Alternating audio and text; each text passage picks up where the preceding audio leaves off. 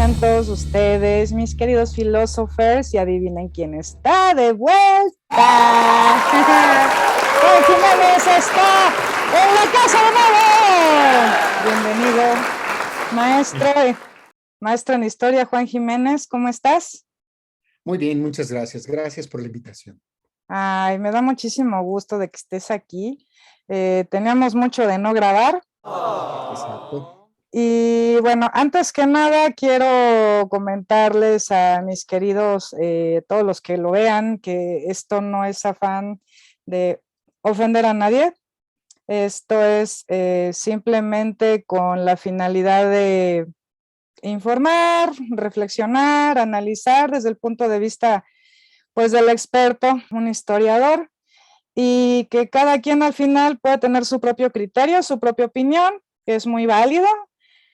Solamente que pedimos respeto, por favor, para los comentarios. Se vale no estar a favor, pero que todo sea con el debido respeto, que son las reglas de la comunidad. Y pues bueno, nos arrancamos. Aquí la cuestión es qué es lo que está pasando, pero en este caso de lo que está sucediendo Rusia, Ucrania. ¿Qué sucedió y por qué?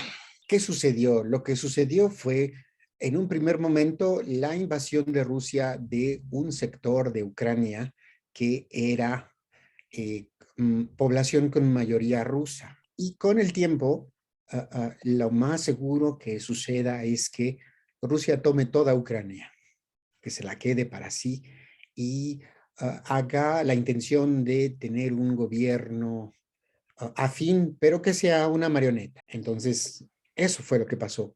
¿Por qué pasó esto? Híjole, esto tiene muchas explicaciones, diversas maneras de entenderlo, porque por lo mismo de que es un evento que está sucediendo, las interpretaciones son muchas. Hay muchas maneras de entender esto.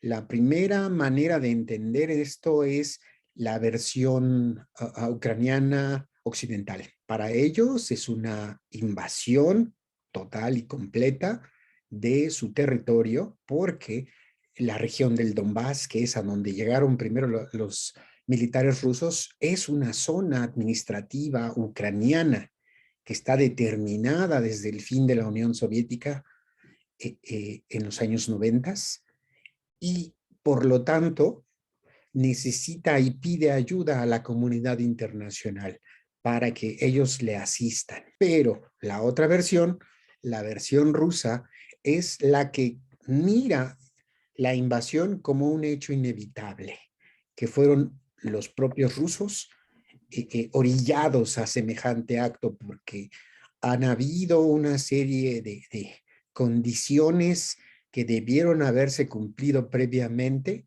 y no sucedió así.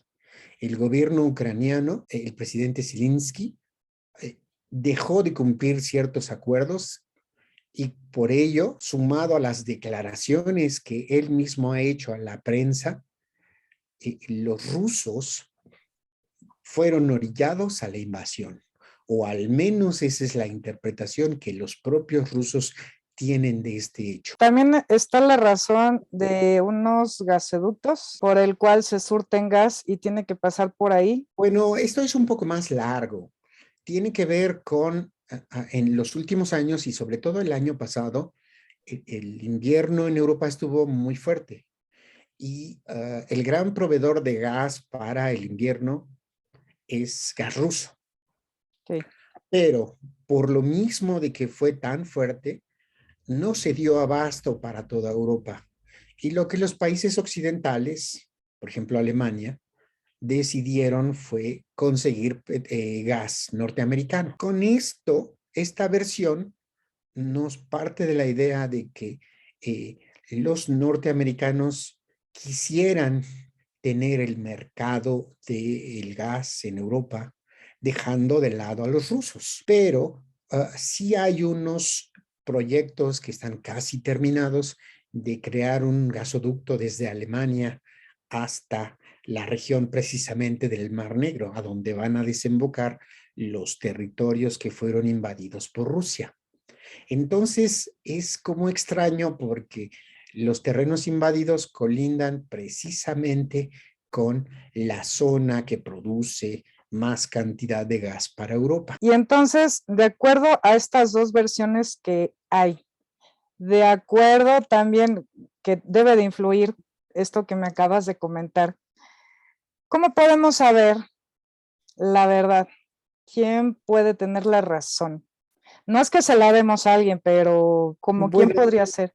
nosotros en historia lo que hacemos es analizar las posibilidades que hay de un hecho y llevarlo hipotéticamente a un extremo para ver cuáles serían los hipotéticos resultados. Vemos un poco bajo esa perspectiva, tendríamos que asumir que hay dos diferentes maneras de entender la verdad aquí. La primera sería la versión rusa, la verdad que el mundo ruso tiene sobre este hecho, es que en 2013 hubo una revuelta en Ucrania en donde el gobierno ucraniano tenía la disposición de respetar los acuerdos de la disolución de la Unión Soviética y que ningún país, en este caso concreto Ucrania, se involucrara con la OTAN, que no firmara ningún tipo de pacto con la OTAN. Pero en esta rebelión de 2013, esto que llamaron el Maidán o el Euromaidán, esta rebelión quitó al gobierno y puso a un gobierno de tinte nacionalista, que algunos han llegado a determinar que es pronazi, porque varios de los funcionarios ucranianos no solo toleran a los representantes de la ideología nazi que se paseen en la calle o que hagan manifestaciones, sino que también han asistido a estos actos. Y bajo esta mirada, el mundo ruso lo que observa es que no se respetan los acuerdos de no ingresar a la OTAN. La población del Donbass, que es mayoritariamente rusa y que habla ruso, se establecieron unos acuerdos, los acuerdos de Minsk, en su primera y segunda versión, 2014 y 2015. En ellos se establecía que se iba a dar una autonomía a dos regiones en concreto para transformarse en repúblicas y se les iba a respetar su derecho a decisión. Pero la actitud ucraniana anterior a Zelensky fue la idea de que ellos iban a intentar recuperar esas dos regiones como ellos lo entendían. Y su manera de entenderlo fue prohibir el idioma ruso. Si hay una población con mayoría rusa y se le establece que tiene derecho a una autonomía y quien debe otorgarla es el gobierno ucraniano y ese gobierno ucraniano es el primero en no respetarla, entonces ante la mirada rusa, los rusos tienen la razón, les asiste a ellos la razón de que puedan pensar en proteger sus zonas. Para ellos es una ofensa que cualquier país cercano a ellos y que formó parte del viejo bloque soviético esté en negociaciones con la OTAN, porque ello significa, bajo la mirada de lo que significa la OTAN, es tener bases de la OTAN o de Norteamérica en su territorio. Y en el caso ruso, a ellos no les gustaría absolutamente nada tener bases militares que apunten a Moscú. Es un poco esta semejanza de lo que ocurrió en la crisis de Cuba y los misiles en 1962, en octubre de 62, cuando los soviéticos intentaron colocar misiles a 90 millas de Miami. Los norteamericanos saltaron, se quejaron y el mundo estuvo a punto de una guerra. Es algo muy, muy parecido. Los rusos declararon abiertamente a todos que no iban a permitir que armas de la OTAN estuvieran muy cerca de su frontera. Entonces, regresando a la pregunta original, la mirada rusa, en su entender, ellos tienen la razón. Pero vamos a mirar la mirada ucraniana. Por supuesto que es condenable cualquier tipo de invasión. de cualquier forma que venga, si administrativamente el territorio tiene mayoría rusa, pues qué pena, sigue siendo territorio ucraniano. Y si alguien se atreve en el sentido administrativo de invadir esa región, por supuesto que es deleznable, ¿no? Que es criticable 100%. Y bajo la mirada ucraniana, ellos tienen toda la razón al pedirle apoyo a la comunidad internacional. Pero estas dos, digamos, vertientes de la verdad en el sentido histórico van a tener que enfrentarse tarde que temprano.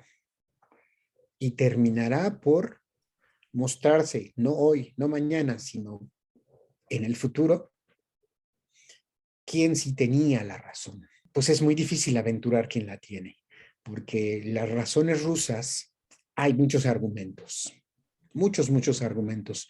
No solo la afectación a, su población, a la población rusa en el Donbass, no solo que Ucrania esté hablando de unirse a la OTAN, sino apenas el 19 de febrero, que acaba de pasar, el presidente de Ucrania, Zelensky, llegó a decir que Ucrania consideraba la posibilidad de de volver a producir armas nucleares. Eso, bajo la mirada rusa, es una provocación directa. Diablos. Antes de que tú quieras hacer un arma nuclear, mejor te invado. La lógica rusa. Como que a lo mejor hasta en cierto aspecto, cualquiera de los dos o los dos tienen parte Sí, por de eso razón. hace falta que pase el tiempo, que vengan nuevos eventos y más documentación para tener un panorama completo, porque lo que hoy tenemos es una información muy sesgada.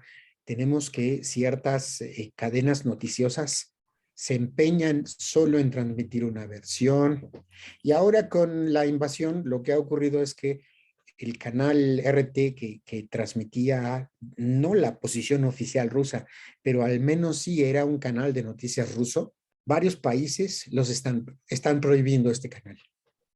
Luego entonces va a ser más difícil entender la posición rusa. ¿Es cierto que están diciendo que ahorita no hay información de Rusia hacia afuera? No es que no haya información. Yo creo que hacen falta dos cosas bien simples. Una, tener conectividad con los canales rusos. Y dos, saber ruso. También. Porque si no, vamos a estar completamente sesgados. En el sentido de Latinoamérica y el español, RT era un canal, es un canal que transmitía en español la versión rusa de los eventos, de los hechos. Pero ahora en ciertos países ya se prohibió. Se bloqueó, digamos, el canal y ya no se puede ver. Y esto nos limita más todavía para saber cómo va la situación. Y solo nos deja una versión. La versión de Ucrania y sus aliados. Es lo único que nos deja. Y es buena o es mala la información que se nos da, es la única que hay. ¿Consideras que es muy reduccionista comparar a estos personajes como el presidente de Ucrania es Terminator y Putin es, perdón la palabra, Hitler, y que también el papel a lo mejor de Biden igual es como un santo? Sí, esas son las versiones que están ocurriendo, por ejemplo, en esto de las redes sociales, ¿no? En Twitter, en Facebook o en Instagram. Es estas digamos, las versiones más ocurridas que están ocurriendo. Pero nuevamente, otra vez, es esto de la información de un solo lado. La opinión que yo pueda tener sobre este evento está determinado a la información que yo reciba. En esta época es cierto, tenemos tanta información y tantas formas de acceder a ella, pero ahora como se está prohibiendo, digamos, la versión oficial rusa, solo nos tendremos que atender a los comunicados oficiales que tiene Putin, por ejemplo, ¿no? Estaba yo mirando la declaración oficial que hizo Putin con respecto a la invasión, y sus justificaciones no solo son morales y filosóficas, sino también son históricas y van incluso, Putin es capaz de llevar su justificación hasta la era anterior a la Unión Soviética. Y lo peor, es capaz de decir, bueno, los culpables de que Ucrania no sea rusa es esta división artificial que crearon en la Unión Soviética y es culpa de Lenin y de Stalin. Entonces, esta información no nos es suficiente, ¿no? No hay forma de establecer una manera de entender por qué alguien es capaz de llamarle a Putin Hitler, por ejemplo, ¿no? Eh, eh, sí es en el sentido estricto reduccionista, porque no se posee más información. Y como siempre, ¿no? Siempre sucede en un evento que el que eh, dice las cosas fáciles, dice las explicaciones más simples, es el que más éxito tiene. Wow. Fíjate que a mí me brinca mucho la palabra que utilizas, que muy adecuada, justificación. Algo que es per se un acto bueno, un hecho bueno, no se tiene por qué justificar o explicar. Claro, desde la visión filosófica, ¿no? Es entendible, sí. Sí, Sí, su interpretación de la historia es un poco extraña. Es partir de la idea de que otros tienen la culpa y por lo tanto yo lo voy a corregir. Eso es, pues, también es muy reduccionista, ¿no?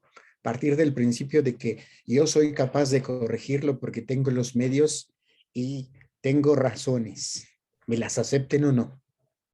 También es reduccionista, ¿no? El que él parta del principio de que lo puede hacer. claro. En el sentido filosófico, lo que tendríamos aquí es una disyuntiva.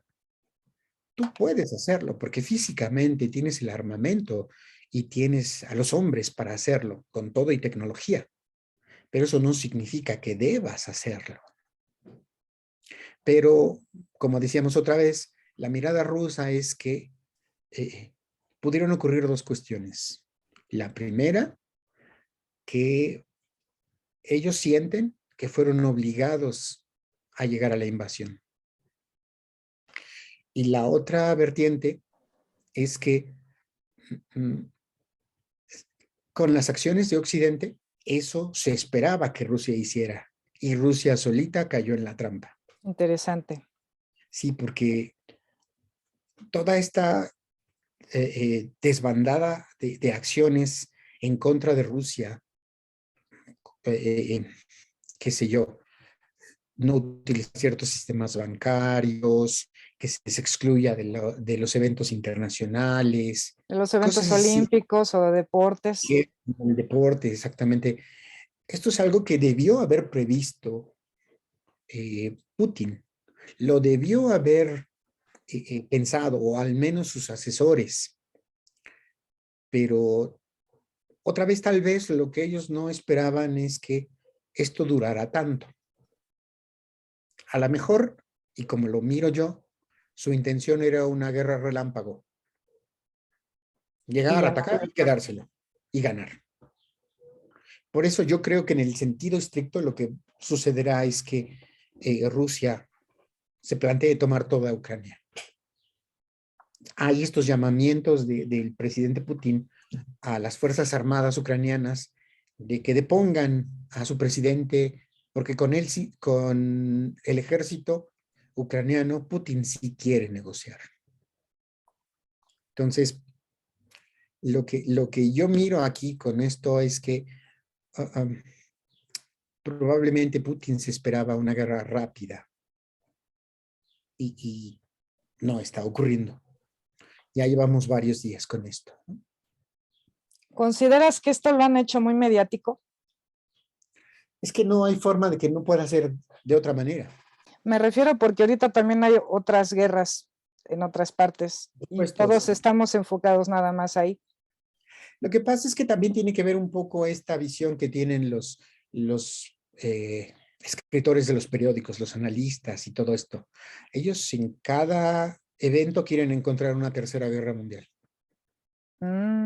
Ok, Siempre ustedes van a encontrar en los periódicos, en cualquier conflicto, el que sea, ya sea el de Kosovo o el de la matanza en Ruanda, el que quieran. en todos lados, cuando hay un país que recibe apoyo o se dice que recibe apoyo y el otro bando recibe el apoyo del otro, entonces inmediatamente los analistas dicen, viene la Tercera Guerra Mundial. Pasa cada 2 minutos casi. Los periodistas entonces en este punto no son serios. Claro. Estar anunciando algo con un solo objetivo, que la gente los lea. Vender. Sí, en el pasado era vender porque se compraban periódicos, hoy más suscriptores, evidentemente, ¿no? Porque ya se lee en línea. Entonces, sí es una guerra muy mediática en el sentido de que no tiene otra razón de ser. Hay tantos medios con los cuales se puede trabajar y difundir la información que uno quiera, falsa o no falsa. ¿Y por qué no otras guerras? ¿Por qué no tienen el mismo foro? ¿Por qué no tienen la misma actitud o escenario al respecto? Bueno, siempre ocurre que los periodistas, los analistas van a la parte que sienten que es más definitiva que otras guerras. Entonces, esto nos lleva a pensar de que es perfectamente entendible que todos los medios hoy en día estén hablando de la invasión rusa a Ucrania. De acuerdo. ¿Algo más que nos quieras comentar? Bueno, ¿Con lo que quieras cerrar? Lo más importante de esto es que debemos partir de un principio. Quien hace historia de lo inmediato corre el riesgo de equivocarse cada 2 minutos. O sea, quien usa frases definitivas, contundentes, y no da posibilidad a que haya otra verdad, normalmente con el tiempo termina comiéndose su propia lengua. Hoy falta muchísimo todavía por averiguar. Y sí dejar en claro, una invasión es una invasión, donde quiera que sea, y es moralmente reprobable. Hay que condenarla siempre. Pero también hay que tener en cuenta las razones, claro, las circunstancias históricas. Y en ese caso, a eso nos dedicamos los historiadores, ¿no? Nosotros no hacemos historia de lo moral. Nosotros no andamos por el mundo diciendo qué está bien o qué está mal. Nosotros analizamos eventos, hechos históricos, información, y con lo que tenemos tratamos de interpretar. Pero siempre el que interpreta hechos tan recientes corre el riesgo de equivocarse tremendamente. He visto algunos editorialistas de los diarios norteamericanos, alemanes y franceses, que sí tienen una profesión, sociólogos, historiadores, y sí son dados a dar sus opiniones fundamentadas en el sentido histórico, pero otra vez, como solo tienen un nivel de interpretación, solo tienen una versión. Pues sí. Pues muchísimas gracias, maestro Juan Jiménez. Le recordamos nuevamente que nosotros, por favor, no estamos obviamente a favor de ninguna invasión, de ninguna guerra, de ningún conflicto. Nada más aquí estamos analizándolo desde el punto de vista histórico.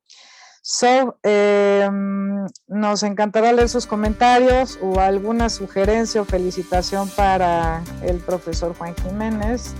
Muchísimas gracias, que estén muy bien, nos vemos después. Paz.